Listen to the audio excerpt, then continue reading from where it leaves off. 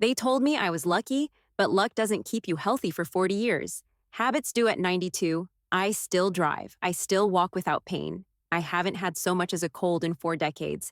And while some people smile and say, you must have good genes, I quietly shake my head because what they don't see is what I do. Every single day, the truth is aging doesn't suddenly steal your health. It wears it down slowly in the daily choices we stop making, the skipped movement, the shallow breath, the moment we stop believing our bodies can still improve. But just as strength fades through neglect, it can return through consistency. That's what I've learned, not in a lab or from a textbook, but from living doctors once told me to slow down. I chose to tune in, and over time, I discovered 5 simple exercises that became the foundation of my vitality. Not intense workouts, but intentional movements that restored strength, focus, balance, and calm. They don't require a gym or youth, just commitment. And if you're willing to give your body the same quiet care that you once gave your children, these habits can change everything. So let me show you the 5 exercises that have kept me strong, sharp, and sickness free, not just in theory, but in the reality of a life well lived. Before we dive in, if you haven't subscribed yet, I recommend you hit that button and turn on the bell so you never miss another health tip made just for you. If you enjoy this video, type 1 in the comments. If not, type 0 to let me know how I can make better content for you. The Spine Awakening Ritual 1. The Spine Awakening Ritual, a 3-and-up morning reset that reverses age from the inside out. Most people think illness comes from germs or genetics, but after living 92 years with no major illness and not even a cold in 4 decades, I can tell you true health begins the moment you wake up. That's why.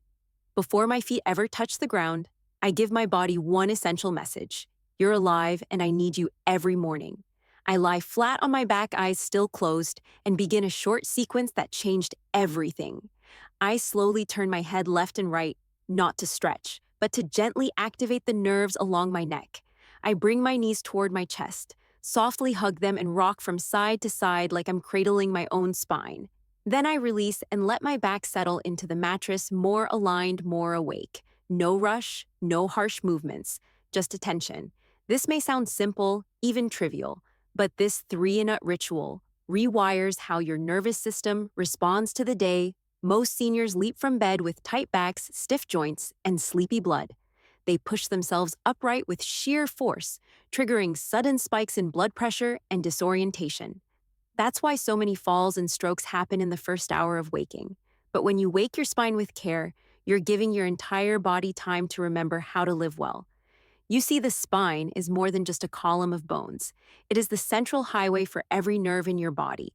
If it's sluggish, everything is your balance, your digestion, your thinking.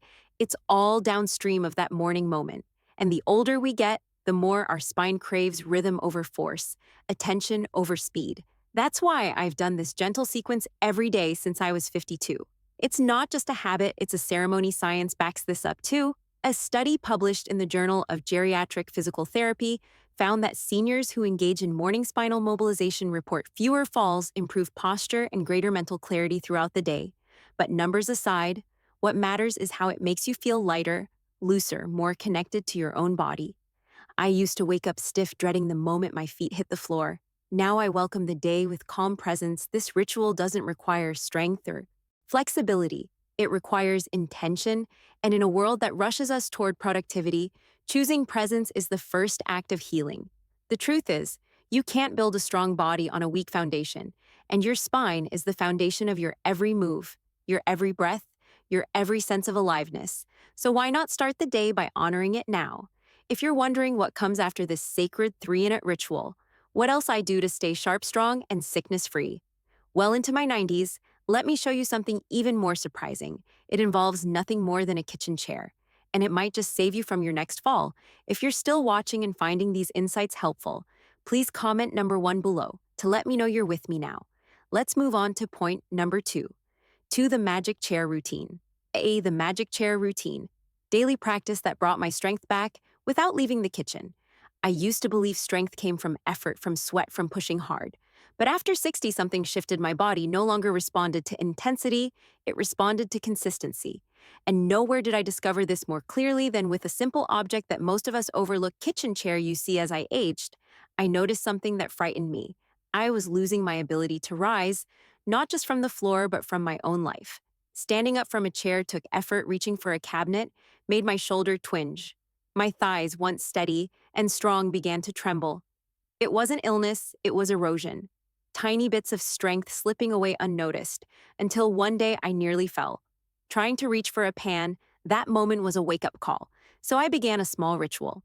Each morning, I would sit in my kitchen chair, plant my feet firmly on the floor, and slowly lift one leg at a time, holding it up for a few seconds before lowering it down. At first, even lifting my leg a few inches felt like effort, but I kept going. I wasn't trying to train like an athlete. I was trying to reclaim the dignity of movement after the legs. I moved to the arms. I'd raise them straight out in front of me slowly and with control, feeling the muscles reawaken from sleep.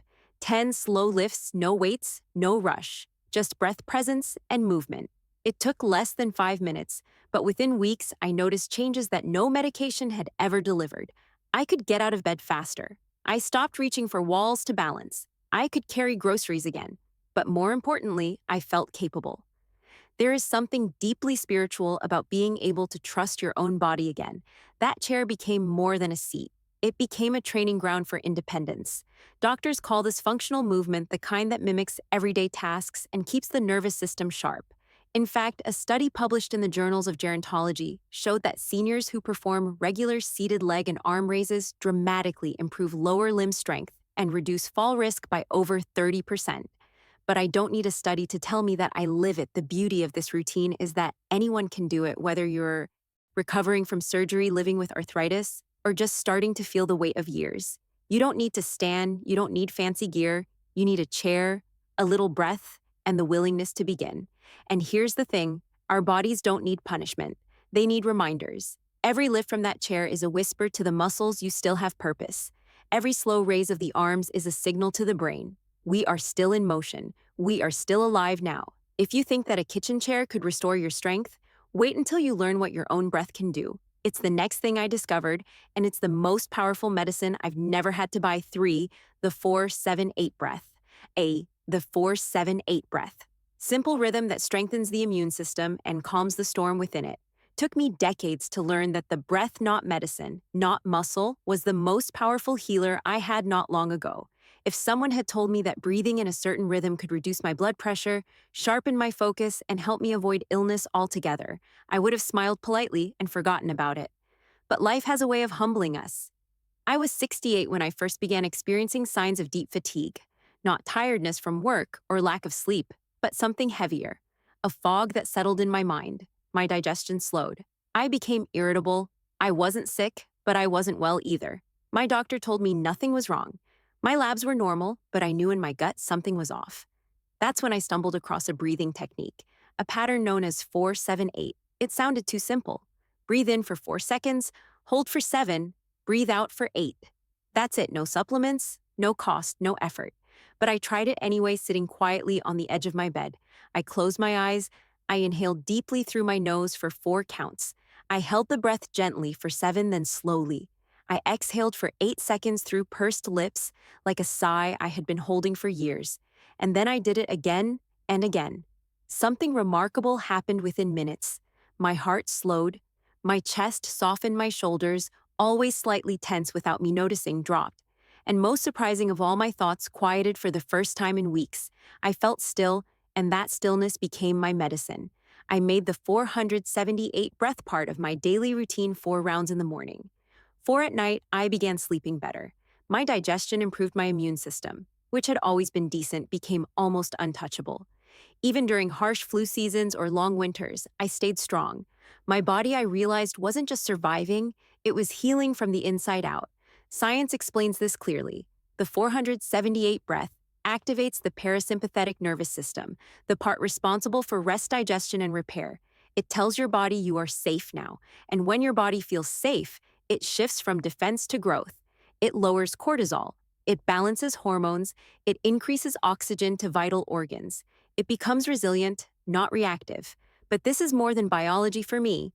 The breath became a bridge between my thoughts and my health, between the stress of aging and the grace of presence. Every exhale was like letting go of fear. Every inhale was a quiet affirmation. I'm still here and I'm still strong, breathing. isn't just automatic, it's intentional.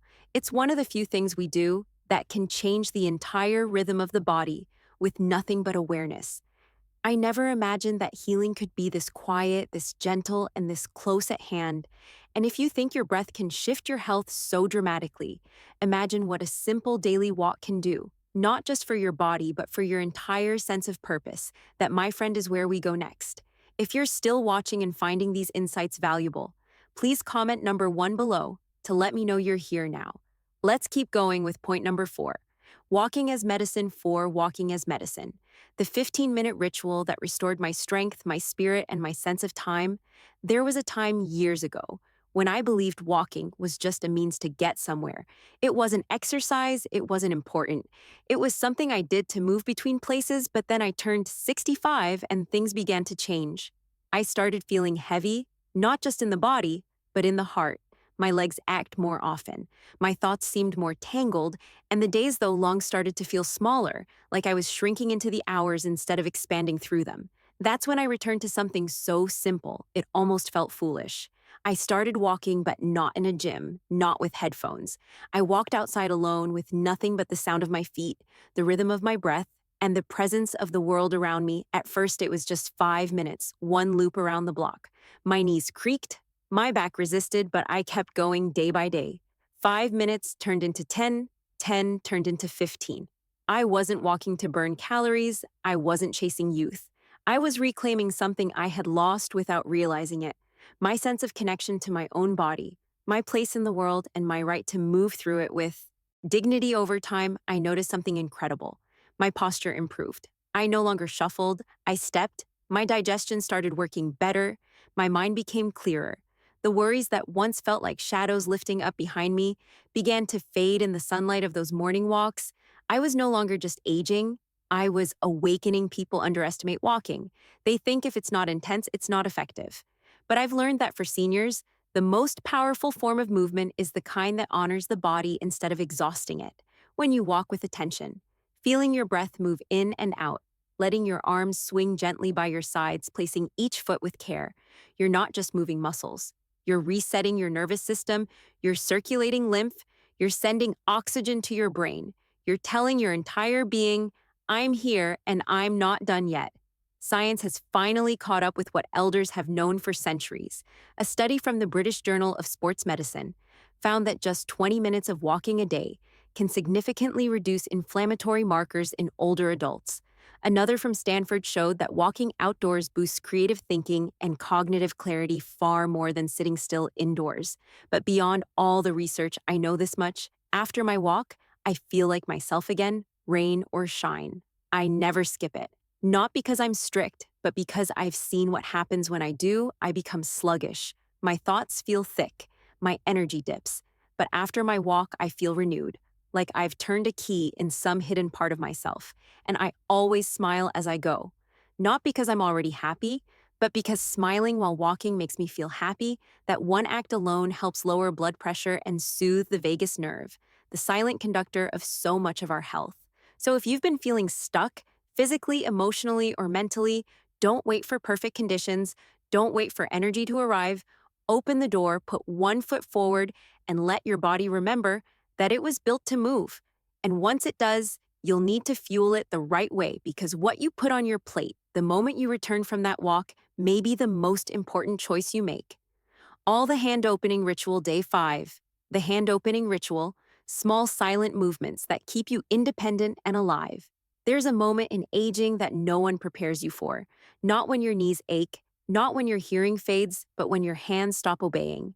You reach for a jar and your grip fails. You write a check and your pen trembles. You try to button a shirt, and suddenly something as simple as getting dressed becomes a task. That moment is quiet, but it carries a heavy truth. Our hands, once tools of strength and precision, are often the first to whisper, "You're slowing down." I remember when I first noticed it, I was 74. I had dropped my keys 3 times in a week, once nearly locking myself out of the house. I brushed it off at first. Clumsy today, I told myself, but deep down, I knew better. It wasn't about coordination, it was about connection. My hands and my brain weren't in sync like they once were. So I started something so small, so simple, that most people would laugh if they saw it every morning. Before I even pick up a spoon or a toothbrush, I open my hands as wide as I can, stretching each finger like rays of light. Then I close them slowly into a full, strong fist. I hold it for 5 seconds, then release 10 times. That's it, no weights, no tools, just attention and intention. At first, it felt almost ridiculous. Could such a tiny movement really make a difference? But by week 2, I could feel a warmth returning to my fingers, a flow of blood that hadn't been there before. My rings stopped feeling tight. My hands didn't cramp while riding. I could carry groceries without fear of dropping a bag. But more than that, I began to feel capable again. Our hands are more than limbs. They are extensions of our autonomy. They feed us, clean us, protect us. They hold the hands of loved ones. They create, express, and connect.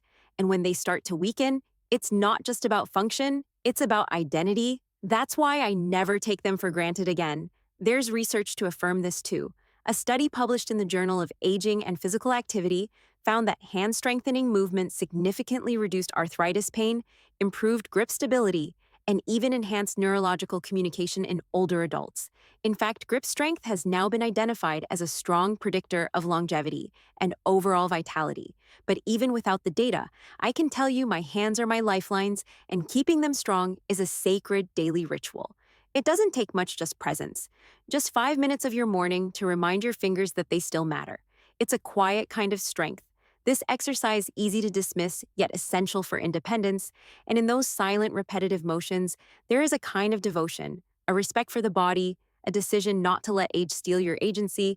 I still do it every day, not because I'm afraid of losing control, but because I choose to keep it, because strength doesn't always roar. Sometimes it whispers, "You still have time." And if you followed me this far, through the breath, the walk, the chair, the spine, and now the hands, then you may be wondering what could possibly be left.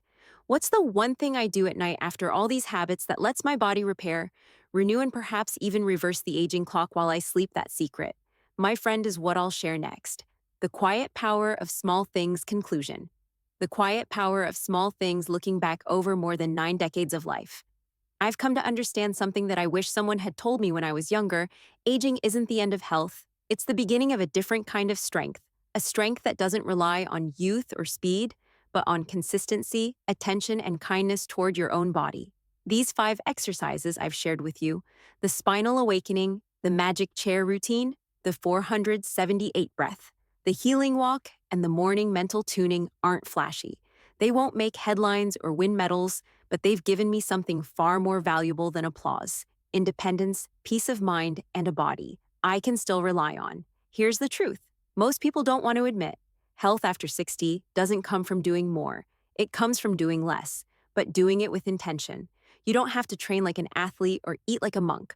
What matters most is what you do every single day, even if it's just for a few minutes. Health isn't built in a burst, it's restored in quiet repetition. If you're reading this and wondering if it's too late, let me gently remind you: if you're still breathing, it's not too late, not even close. Every breath is a beginning, every morning is an invitation. I didn't start these habits in my youth. I started most of them in my 60s when things were already aching and slowing down. But that's when it matters most. And yes, there will be days when you don't feel like it, days when the body resists and the mind wanders. That's okay, do it anyway, because the real reward isn't just physical, it's emotional, even spiritual. When you care for your body, you're sending it a message. It has longed to hear you are still worth it. I haven't given up on you. That kind of message changes things. It makes you stand taller, breathe deeper, move with dignity. It makes you less afraid of the years ahead because you're no longer just aging, you're living. So here's my advice from one long life to another. Don't wait for motivation. Don't wait for the perfect plan or the right equipment. Just begin today. Roll your ankles before getting out of bed. Sit tall in your chair and lift your legs with purpose. Breathe with rhythm. Walk with presence. Picture the kind of day and the kind of self you want to grow into. And remember, every single act of care you give, your body is an act of defiance against decline. You are not a victim of age. You are the keeper of your own vitality. So take the next step. Begin again tomorrow. And know this: you're not just adding years to your life. You're adding life to your years. These lessons are meant to inspire you to live fully and authentically, Now, I'd love to hear from you. Take a moment to reflect and share one thing you've learned and plan to apply in your own life. Let's support each other on this journey toward embracing these truths. If you enjoyed this video, please leave a comment with W1. If not, feel free to comment with Thaw0. Your feedback means a lot to us. Don't forget to like, share, and subscribe to our YouTube channel for more content like this. Thank you for watching, and here's to living life on your own terms.